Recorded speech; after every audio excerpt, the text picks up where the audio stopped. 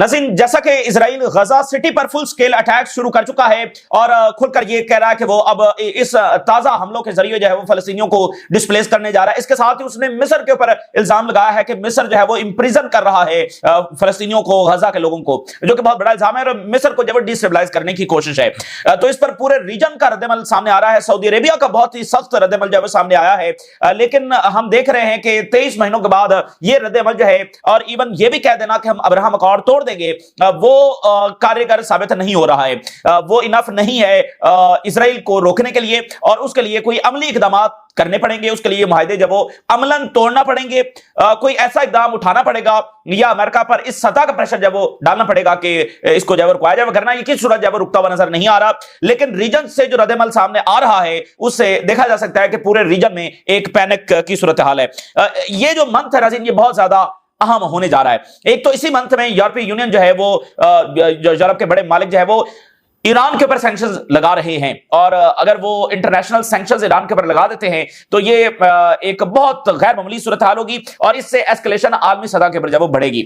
एक ये वाकया होने जा रहा है। फिर इसी मंथ जब वो फलस्तीन की रिकॉग्निशन होगी, इसको रोकने के लिए अमेरिका और इजराइल हर तरह का इकदाम उठाएंगे, और वो गजा और वेस्ट बैंक में एस्केलेशन करेंगे, और रीजन के अंदर जब एस्केलेशन करेंगे, हो सकता है वो ईरान के ऊपर हमला भी कर दें, क्योंकि लास्ट टाइम जब ये कॉन्फ्रेंस होने जा रही थी तो उस वक्त भी उन्होंने ईरान पर हमला करके इसको जब रुकवाया था। ये इससे बड़ा कोई और इकदाम भी उनकी जानिब से उठाया जा सकता है। और तीसरी बात यह है कि जो ही यूएन का ये सेशन खत्म होगा तो उसके बाद अरब लीडरशिप जो है वो मॉस्को रवाना होगी, और प्यूटन की दावत के ऊपर ये अरब लीडरशिप, जिसमें एमबीएस भी शामिल हैं, वो मॉस्को का दौरा कर रहे हैं। तो ये बड़ा गैर मामूली है। और चाइना को भी कहा जा रहा है मिडिल ईस्ट के मालिक की जानिब से, और रशिया को भी कहा जा रहा है कि आप फलस्तीन के मामले में अपना ज्यादा किरदार जो है वो अदा करें। तो अमेरिका कोई भी मामला जब हल करवाने में नाकाम हो चुका है। अगर आप देखें इस वक्त अमेरिका की आप सूरत हाल देखें, उनके जो सेक्रेटरी ऑफ स्टेट हैं, सेक्रेटरी ऑफ स्टेट हमेशा अमेरिका का, जब वो कभी एक मुल्क, कभी दूसरे, कभी तीसरे, कभी कोई रीजन, जब से ये एडमिनिस्ट्रेशन आई है, उनके सेक्रेटरी ऑफ स्टेट को देखें, अभी तो कितने हफ्ते गुजर गए, उनका एक दौरा भी नहीं हुआ, और टोटल उन्होंने कितने दौरे किए हैं। ठीक है, तो इससे आप अंदाजा लगा सकते हैं कि ओवरऑल अमेरिका खुद आइसोलेशन में है। वो किस रीजन का दौरा करें मुझे बताएं। मिडिल ईस्ट आएंगे तो क्या बात करेंगे, ठीक है, यूरोप जाएंगे तो क्या बात करेंगे, क्योंकि यूरोप के साथ ना यूक्रेन पे मामला तय हो पा रहा है, ना ट्रेड के ऊपर जब वो मामला तय हो पा रहा है। अच्छा जी, लैटिन अमेरिका जाएंगे तो क्या बात करेंगे, वहां तो ऑलरेडी जंगों वाली सूरत हाल है और जो उन्होंने पैदा की हुई है। अगर वो साउथ ईस्ट एशिया आएंगे तो वहां पर जब वो आकर क्या बात करेंगे। अभी जो आखिरी दौरा उनका हुआ है वो साउथ ईस्ट एशिया का हुआ, जो कि नाकाम हो गया।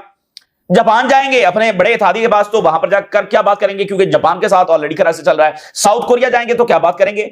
तो आप जरा अंदाजा करें, ये तो अमेरिका की सूरत हाल कभी भी नहीं हुई।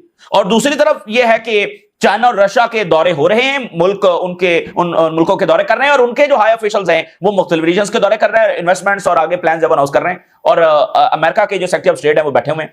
तो इसलिए अब रशिया और चाइना को भी कहा जा रहा है कि वो मजीद फलस्तीन के लिए अपना किरदार अदा करें, और वो करेंगे, लेकिन उसके लिए पहले मिडिल ईस्ट की एक मुत्तहिदा क़यादत को सामने आना होगा, जो उनको इनवाइट करे कि आप जो है वो आकर किरदार अदा करें। तो जो मॉस्को में समिट होगा वो भी बड़ा गैर मामूली होने जा रहा है। जो लेबनान में सूरत हाल है, एक्सपर्ट्स लेबनीज गवर्नमेंट को वार्न कर रहे हैं कि उनके इकदाम बहुत खतरनाक है, और सेम इसी तरह जो सीरिया में अमेरिकी पॉलिसीज हैं वो भी एक वहां पर एक अनरेस्ट को जो है वो जन्म दे रही हैं। तो ये तमाम बड़ी खबरें आपके सामने रखेंगे, लेकिन आगाज करते हैं जरा वेनेजुएला से। वेनेजुएला की एक लॉन्ग हिस्ट्री है फलस्तीन की सपोर्ट की और जस्टिस की। इंसाफ की लड़ाई लड़ने वाले मुल्क के तौर पर वेनेजुएला जाना जाता है, और कई दहाइयों से वो अमेरिकन हेजेमनी के सामने खड़ा हुआ है, और उसको डिस्ट्रॉय करने के लिए इससे पहले हर तरह का टूल जो है वो इस्तेमाल किया जा चुका है। तो अब जो है वो बाकायदा मिलिट्री वेनेजुएला के खिलाफ जो है भेज दी गई है प्रेसिडेंट मडोरो की रिजीम चेंज करने के लिए, और बिल्कुल उसका हशर नशर जो करने के लिए, क्योंकि वहां पर जो है वो ऑयल है, गोल्ड है, और भी बहुत सारी चीजें उसके साथ जुड़ी हुई हैं। तो जनाब अली, प्रेसिडेंट मडोरो जो हैं उन्होंने आज कुछ देर पहले टीवी स्पीच की है, और टीवी स्पीच में उन्होंने कहा है कि कितना ज्यादा खतरा हो चुका है कि अमेरिका किसी भी वक्त वेनेजुएला के ऊपर अटैक कर सकता है। और उन्होंने कहा कि अगर अमेरिका वेनेजुएला के ऊपर अटैक करता है तो फिर हम लड़ेंगे, जैसे वियतनाम के लोग लड़े, जैसे बाकी कंट्रीज के लोग लड़े जिनके ऊपर अमेरिका ने हमला किया, तो फिर हम उसी तरह से आर्म्ड स्ट्रगल जो करेंगे, यानी असलहा उठाकर लड़ेंगे अमेरिका के साथ। इस तरह से फिर हम खामोशी के साथ बैठे नहीं रहेंगे अगर अमेरिका ने अटैक किया। उन्होंने कहा कि हर दर्जा हमेशा से हमारी पॉलिसी डिप्लोमेसी रही है, डायलॉग रहा है, किसी भी तरीके से मामलात को हल करने के लिए हमेशा हमने अपने आप को पेश किया है, लेकिन जाहिर है कि वो बातें ना पहले मानी गई ना मानी जाएंगी, तो इसलिए हम तैयार हैं। और उन्होंने कहा कि जैसे इराक की इन्वेजन की गई थी एक फेक नैरेटिव बनाकर वेपन ऑफ मैस डिस्ट्रक्शन का, तो यहां पर ड्रग्स का एक फेक नैरेटिव बनाकर वेनेजुएला की जो इन्वेजन है उसकी तैयारी की जा रही है। और उधर अमेरिका जो है वो F-35 जो फाइटर जेट्स है वो डिप्लॉय कर रहा है। और इसके जवाब में कुछ देर पहले ये वाकया हुआ है कि वेनेजुएला के जो जहाज हैं वो अमेरिकी वॉरशिप्स के ऊपर से फ्लाई किए, तो वहां पर ये एस्केलेशन जो है वो रोज बरोज बढ़ रही है। इससे पहले अमेरिका ने कहा कि हम ब्रॉडर मिलिट्री कैंपेन कर रहे हैं, ये अल्फाज उन्होंने इस्तेमाल किए। सेनेट में हियरिंग होने जा रही है और अब मडोरो ने बाकायदा कौम से खिताब करते हुए ये सारी बातें उनके सामने रख दी हैं कि हमारे ऊपर किसी भी वक्त हमला हो सकता है, इसके हद दर्जा खदशात मौजूद हैं और अमेरिका की यही इंटेंशंस हैं, और अगर ये होता है तो फिर हम बतौर कौम लड़ेंगे अमेरिका से। US deploys 10 fighter jets and flaring Venezuela tensions. Maduro warns of armed struggle as Venezuela jets challenge US ships. Venezuela के जहाज जो है वो अमेरिकी वॉरशिप्स के ऊपर से गुजरे हैं। उन्होंने कहा कि कंट्री जो है वो प्रिपेयर है to enter a stage of armed struggle. अब वो इसको जंग का नाम क्यों नहीं दे रहे और आर्म्ड स्ट्रगल क्यों कह रहे हैं? आर्म्ड स्ट्रगल वो इसलिए कह रहे हैं कि जाहिर है कि अमेरिका एक बड़ी ताकत है, उसके खिलाफ लड़ना कोई आसान काम तो नहीं होगा, तो वो कई साल पर मुबनी एक जंग होगी जो काइंड ऑफ अफगानिस्तान में लड़ी गई। और सबसे बड़ा इसका मुजाहरा जो है वो आपको वियतनाम के अंदर नजर आता है। तो एक तवील स्ट्रगल थी, तो इसलिए वो इसको आर्म्ड स्ट्रगल का नाम दे रहे हैं कि ये फिर हमारी आजादी की जिद्दोजहद होगी जो हम असले उठाकर जब वो करेंगे। जंग तो उस सूरत में होती है ना कि भाई कोई बराबर की फौजें हैं तो एक तरह से वो आमने सामने आ गई हैं, तो सारे अमेरिका की मिलिट्री पावर का तो कोई सामना नहीं है, तो जब अगर अमेरिका इन्वेजन करेगा तो फिर ये कई साल की लंबी जंग होगी। अगर कोई फॉरेन अग्रेशन होती है, गैर मुल्की अग्रेशन होती है, अमेरिका का हवाला उन्होंने दे रहे हैं, तो हम पूरी तरह सामना करेंगे। और वेनेजुएला ने हमेशा अपने आप को डायलॉग के लिए पेश किया है, लेकिन हम डिमांड करते हैं कि रिस्पेक्ट की जाए। रिजीम चेंज की अमेरिका जब वो फैसला कर चुका है और इसको वेनेजुएला के सदर ने कहा है कि यह अमेरिका की बहुत बड़ी मिस्टेक साबित होगी। रैकलेस प्लान्स फॉर इंटरवेंशन है अमेरिका के, रैकलेस प्लान्स हैं, वो इंटरवीन करने जा रहे हैं। और जैसे उन्होंने फैब्रिकेटेड एलिगेशंस लगाए थे इराक के ऊपर वेपन ऑफ मैस डिस्ट्रक्शन के 2003 में, तो इसी तरह के आज भी वो इल्जामात लगा रहे हैं इन्वेजन को जस्टिफाई करने के लिए। तो ये बातें सारी उन्होंने खुलकर आज कौम के सामने रख दी हैं। और Venezuelan jets buzz over US destroyer. Pentagon कह रहा है 2 military aircraft belonging to the Maduro regime flew near a US navy ship in international waters. तो वो कशीदगी हो रही है। जाहिर है कि उनके जो जेट्स आए हैं वो जरा देखने आए होंगे कि क्या तैयारियां जो यहां पर की जा रही हैं, इंटेलिजेंस लेने के लिए आए होंगे। तो ये वेनेजुएला की सूरत हाल है, चूंकि एक ही जंग है तो इसलिए हम वहां से शुरू कर रहे हैं। तो अब जनाब ट्रंप ने कुछ देर पहले एक और स्टेटमेंट जारी किया। ट्रंप ये कह रहा है कि हम हमास के साथ डायरेक्ट निगोशिएशंस कर रहे हैं। Trump says US in very deep negotiations with Hamas urge release of the hostages। तमाम कैदियों को रिहा करवाने के लिए हम हमास के साथ डीप निगोशिएशंस कर रहे हैं। अब तमाम अगर मीडिया दुनिया का उठाकर देखें तो उसमें ये बार बार ये लफ्ज आ रहा है, डीप निगोशिएशंस, बड़े गहरे हम मुज़ाकरात हमास के साथ कर रहे हैं। तो बहुत सारा मीडिया आउटलेट अगर आप उठाकर देखें इवन अमेरिका का और यूरोप का, तो आपको वो इसी अंदाज में बयान करता हुआ नजर आएगा कि देखें ट्रंप बड़ी एफर्ट्स कर रहे हैं, America is pushing hard for cease fire. ये इस तरह की बातें आपको देखने को मिलेगी, इस तरह का नैरेटिव देखने को मिलेगा। लेकिन असल बात यह है कि इसको सही अंदाज में देखने का तरीका वही है कि ये सारी चीजें एक पैटर्न का हिस्सा है, और वो पैटर्न ये है कि एक symbolic efforts for cease fire all the time होनी चाहिए, ताकि मीडिया में ये खबरें जब ये रहे कि इजराइल ने गजा सिटी के ऊपर अटैक कर दिया है, तो साथ ही ये खबर भी आनी चाहिए कि ट्रंप हमास के साथ मुज़ाकरात कर रहा है। देखें हमास ट्रंप जो है वो इजराइल को कितना प्रेशराइज कर रहा है। ट्रंप को ये बिल्कुल अच्छा नहीं लग रहा। हालांकि ये ट्रंप साहब जो है वो पिछले वीक व्हाइट हाउस में जो मीटिंग हुई जिसमें टॉनी ब्लेयर, जिन्होंने इराक के ऊपर अटैक किया था और 1 मिलियन, आपको पता है 1 मिलियन इराकी जो अपनी जानों से गए उस हमले में, वही टॉनी ब्लेयर साहब जो हैं वो अब गजा में ये मुकम्मल तौर पर शरीक हैं। और व्हाइट हाउस में मीटिंग हो चुकी है, प्लान फाइनलाइज हो चुका है। और जिस तरह से GHF जो इसी प्लान का हिस्सा है, टॉनी ब्लेयर का इंस्टीट्यूट और जैरेड कुशनर जो ट्रंप का दामाद और सारे, जिस तरह से GHF जो है वो फलस्तीनियों के साथ गैर इंसानी सलूक कर रही है, वहां पर एड के नाम के ऊपर जो फलस्तीनियों के साथ हो रहा है, अगर आप वो पूरी दास्तान सुन ले तो आपकी रूह कांप जाएगी। जैसे कीड़े मकोड़ों की तरह जब वो फलस्तीनियों को ट्रीट किया जा रहा है, वहां पर कई कई किलोमीटर उनको पैदल चलकर जो है वो आना पड़ता है, रात को जाना पड़ता है, और इर्द गिर्द जब उनके गोलियां चल रही होती हैं बिल्कुल गैर इंसानी तरीके से। और जो थोड़ा सा खाना तो उनको दिया नहीं जाता, थोड़ा सा खाने के डब्बे जो है वो एड साइड से बाहर दरवाजे खोलकर फेंक दिए जाते हैं, उनको डिलीवर भी नहीं किए जाते, फेंक दिए जाते हैं, और वो बस फलस्तीनी उनमें से उठा रहे। तो बहुत मामूली सा एक सिंबॉलिक सा, तो 400 एड साइट्स थी यूनाइटेड नेशन की, जिसको खत्म करके इसराइल ने सिर्फ 4 साइट्स बनाई हैं, जिसमें से सिंबॉलिकली सिर्फ 3 चल रही हैं, और वो भी सिर्फ साउथ में, ताकि आपको नॉर्थ से निकलकर साउथ में जाना पड़े। और ये सारा एक पैटर्न था कि फलस्तीनियों को डिस्प्लेस करने का। तो रोजाना GHF वहां पर लोगों को मार रही है, और ये जो गैर इंसानी डीह्यूमनाइज किया जा रहा है फलस्तीनियों को, इंसानों की तरह उनको ट्रीट ही नहीं किया जा रहा, डीह्यूमनाइज किया जा रहा है। इससे बड़ा कोई जुल्म इस कुर्रा अर्थ के ऊपर इस वक्त हो नहीं सकता है। तो ये सारा कुछ हो रहा है और ये सब उनकी मर्जी के साथ हो रहा है, जो आज कह रहे हैं कि हम डीप निगोशिएशन जो वो कर रहे हैं। तो ये सिर्फ एक सिंबॉलिक एफर्ट्स हैं और ये सिर्फ रीजन को बताने के लिए है कि देखें ट्रंप को तो ये बिल्कुल अच्छा नहीं लग रहा। तो ये बिल्कुल वैसे ही है जैसे बाइडन ने वो जो एक उधर से सी वाली साइड से कह रहा था कि हम एड भेजेंगे, और पता बाद में चला कि उसके जरिए तो अमेरिकन फौज ने बरह रास्त फलस्तीनियों के खिलाफ ऑपरेशंस में हिस्सा लिया। बाद में वो सारी चीजें जब साबित हुई तो ये अरबों को दिखाने के लिए कि देखें ट्रंप जब उसको बिल्कुल अच्छा नहीं लग रहा और बड़ी कोशिश कर रहा है। तो एक नेतन्याहू अमेरिका से भी नहीं संभाला गया, यूरोप से भी और रीजन से भी और पूरी दुनिया से, और अमेरिका जिसके बगैर वो एक कदम चल नहीं सकता, वो नेतन्याहू से जो है वो ट्रंप से और अमेरिकन इंतजामिया से संभाला नहीं जा रहा। तो ये अरबों को और मिडिल ईस्ट के मालिक को सोचना चाहिए कि फलस्तीनियों के साथ जो इतना गैर इंसानी सलूक हो रहा है और इतना वायलेंस होता चला जा रहा है, इसके नतीजे क्या निकलेंगे। और जब आपको पता है, देखें अच्छा आप इंतजार कर रहे हैं कि फलस्तीनी को मार दें और वहां पर जब ग्रेटर इजराइल बन जाए, इससे आपको कोई मसला नहीं है। जब आपको पता है कि उनकी इंटेंशंस ही सही नहीं है, तो कल को क्या वो आपके ऊपर भी रहम खाएंगे? तो आपके बॉर्डर्स के ऊपर तो एक ऐसा खतरा मौजूद है जो अल्लाह ऐलान ये कहता है कि हम तुम्हारी जमीनों पर कब्जा करने के लिए आएंगे, और जमीनों पर कब्जा एथनिक क्लींजिंग के बगैर नहीं होता है। तो ईरान तो भाईचारे की बात कर रहा है, दोस्ती की बात कर रहा है, ये जो है या खुलकर ये कह रहा है कि हम ये करेंगे। तो एक ऐसा खतरा जो रीजन को डिस्टर्बाइज करने के लिए मौजूद है, उसके खिलाफ इत्तेहाद ना करना, इससे बड़ी गफलत और फुलिशनेस जो वो क्या हो सकती है। तो इस वक्त जब ट्रंप ने ये बात की है, तो गजा में आप देखिए, Gaza children among dozens killed as Israeli genocide in motion rolls on, मजीद वहां पर शहादतें हुई हैं और बच्चे उसमें शहीद हुए हैं। Israeli army issue evacuation order for the Gaza's largest tower. अब वो बाकी बिल्डिंग से कह रहे हैं कि यहां से जल्दी निकले, हम इसको जो है वो बॉम्ब करने जा रहे हैं। तो ये वहां पर सूरत हाल है। अमेरिका में नाज़रीन अलबत्ता बहुत बड़ी तब्दीली अंदर से जरूर आ रही है, जिसके सामने अमेरिकन गवर्नमेंट ज्यादा देर टिक नहीं सकेंगी।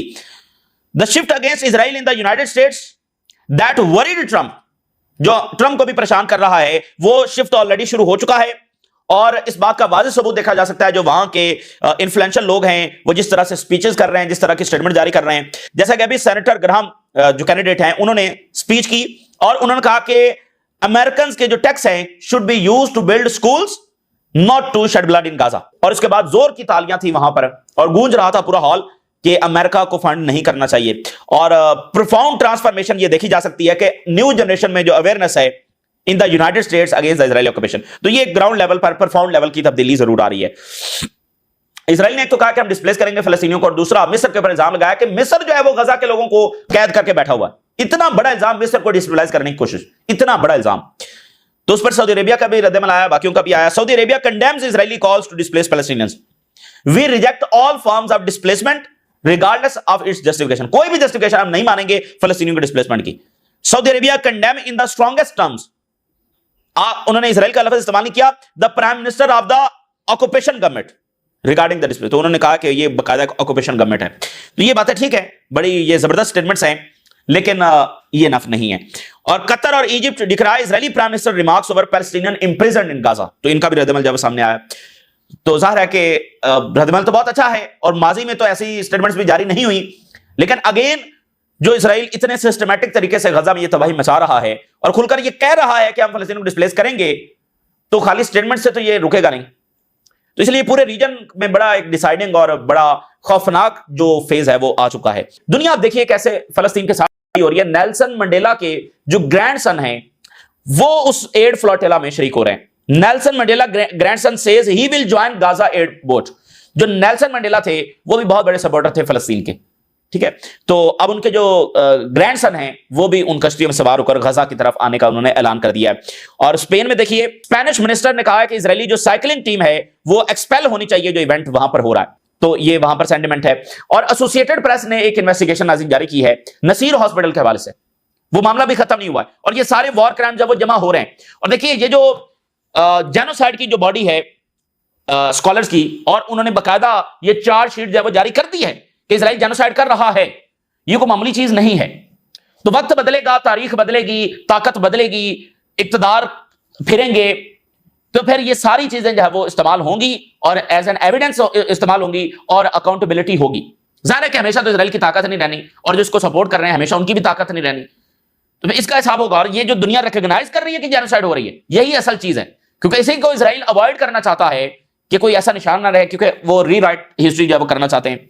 लेकिन बहरहाल इजराइल इसमें कामयाब नहीं होगा और ये कोलैप्स होगा। ये इजराइल जो है वो एज अ कॉलोनियल स्टेट इसने कोलैप्स होना ही होना है, आज नहीं तो कल ये होकर रहेगा। ये इस तरह से चल ही नहीं सकता, और जो इसने गलती गजा में की है। तो एसोसिएटेड प्रेस ने ये जारी किया है इन्वेस्टिगेशन कि इजराइल ने डेलिबरेटली टारगेट किया है जर्नलिस्ट को हॉस्पिटल में, 4 मरतबा टारगेट किया गया हॉस्पिटल को, और हम इससे पहले इजराइल को ये बताते रहे कि हमारे जर्नलिस्ट वहां पर मौजूद हैं, हम इनके साथ मुसलसल जो लोकेशन है वो शेयर करते रहते थे। तो जानबूझकर इन्होंने जो अटैक किया, ये एसोसिएटेड प्रेस ने जिसका हेडक्वार्टर अमेरिका में है उसने जारी कर दी है। The hospital was shelled 4 times and each time without prior warnings, और वार्निंग भी नहीं दी गई कि हम अपने जर्नलिस्ट को जब वहां से निकाल लें। अच्छा जी, इसी दरमियान जो लेबनान की सूरत हाल है वो डेंजरस है, और एक्सपर्ट्स है वो वार्न कर रहे हैं कि जिस डायरेक्शन में लेबनीज गवर्नमेंट बढ़ रही है अमेरिका और इजराइल के मफाद के अंदर, वो काफी खतरनाक है। और हमारी हमेशा से ये असेसमेंट रही है कि ना ही लेबनीज गवर्नमेंट रुकेगी और ना ही हिजबुल्लाह डिसार्म होगी, क्योंकि लेबनीज गवर्नमेंट तो अपना कोई फैसला कर ही नहीं रही। अपना फैसला करेगी तो वो रीथिंक करेगी ना, वो तो कहीं से डायरेक्शन ले रही है, डिक्टेशन ले रही है, तो वो कैसे रुकेगी। और हिजबुल्लाह के पास क्लैरिटी है कि सही क्या है और गलत क्या है, तो इसलिए वो पीछे नहीं हट सकती। तो इसलिए मामला बढ़ता रहा है। तो अभी Lebanese government discuss Hezbollah डिसआर्मामेंट plan, और जो आउटकम है could be decisive for the countries future. ये अल जजीरा की रिपोर्ट है कि जो इसकी आउटकम है वो लेबनान के फ्यूचर के लिए बहुत डिसाइसिव होने वाली है। हिजबुल्लाह जो है वो रिजेक्ट करेगी एनी डिसीजन, और जो उनके मिनिस्टर्स ने वहां से विड्रॉ किया कैबिनेट से, ये बात बिल्कुल वाज़ेह है। और लेबनान का जो सेक्टेरियन सिस्टम है वो किसी मेजर डिसीजन को रिवायती तौर पर भी एक्सेप्ट नहीं करता है अगर सबकी नुमाइंदगी वहां पर ना हो। अगर सब सेक्टेरियन ग्रुप्स है वहां पर नहीं बैठे हैं, तो अगर कोई मेजर डिसीजन ले भी लिया गया है, वैसे रिवायती तौर पर लिया भी नहीं जाता। इसलिए हम कह रहे हैं कि जो लेबनीज गवर्नमेंट का मामला है, कोई मिडिल ईस्ट की गवर्नमेंट इस अप्रोच के साथ काम करती भी नहीं है। ये मिडिल ईस्ट के लोगों की अप्रोच नहीं है, मिडिल ईस्ट की गवर्नमेंट की अप्रोच है ही नहीं कि ऐसा सोल्यूशन प्रेजेंट किया जाए जो तसादुम की तरफ लेकर जाए। ये मिडिल ईस्ट की गवर्नमेंट की अप्रोच ही नहीं, ये सिर्फ अमेरिका और इजराइल की अप्रोच है। तो रिवायती तौर पर भी लेबनान में कोई ऐसा माना ही नहीं जाता, कोई ऐसा डिसीजन जिसमें सारे सेक्टेरियंस की और रिलीजियस कम्युनिटी की उसमें प्रेजेंस ना हो। तो हिजबुल्लाह ने इसको ग्रेव मिस्टेक कहा है, और कहा है कि हम इस फैसले को इस तरह से डील करेंगे that if it does not exist, कि जैसे ये एग्जिस्ट करता ही नहीं, जैसे ये डिसीजन हुआ ही नहीं, हम इसको इस अंदाज में जो ट्रीट करेंगे। गवर्नमेंट का जो पुश है हिजबुल्लाह को डिसआर्म करने के लिए, in accordance with the US plan only serves Israel and would leave Lebanon defenseless। इसका नतीजा सिर्फ ये निकलेगा कि लेबनान डिफेंसलेस हो जाएगा इजराइल के सामने, और ये सारा जो फैसला है ये सिर्फ इजराइल और अमेरिकन मफाद के अंदर है। इसमें लेबनान को कोई मफाद नहीं है और इसमें रीजन का कोई मफाद नहीं है। एक बात मैं आपको जरूर बता दूं कि इसमें इजराइल और अमेरिका को एक और भी मसला है हिजबुल्लाह को डिसआर्म करने के लिए, क्योंकि जब ईरान के ऊपर हमला हुआ था तो हिजबुल्लाह ने ये कहा था कि हम जो है वो अटैक करेंगे, ठीक है ना, अगर अमेरिका ने इंटरवेंशन की तो फिर हम अटैक कर देंगे। तो इसलिए अब ईरान पर अटैक करने के लिए हिजबुल्लाह को डिसआर्म करना जरूरी है, क्योंकि उनको पता है कि हिजबुल्लाह भी जंग में शरीक हो जाएगी और वो इजराइल के ऊपर हमले शुरू कर देगी। तो इसलिए भी ईरान पर हमला करने के लिए भी डिसआर्म करना हिजबुल्लाह को जरूरी है। तो ये इस वक्त की ताजा तरीन सूरत हाल है जो आपके साथ शेयर किया आपने। राज अल्लाह हाफिज।